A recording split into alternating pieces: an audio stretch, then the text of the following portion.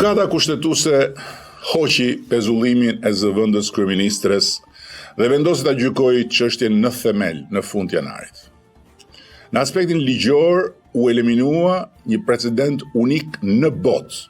dhe u zbraps nga gjykata më e lartë e vendit një brutalitet alla shqiptarçe në interpretimin e ligjit, i cili goditi organizmin demokratik të shtetit.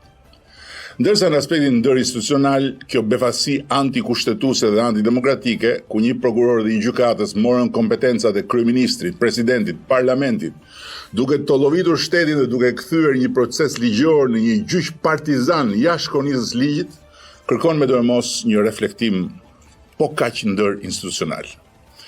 Jo thjesht vetëm mbi këtë rast, por në tërësi mbi simptomat shqetësuese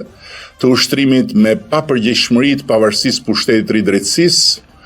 duke e bërë në jo një rast kurën më të dëmshme se sa sëmundja që luftojmë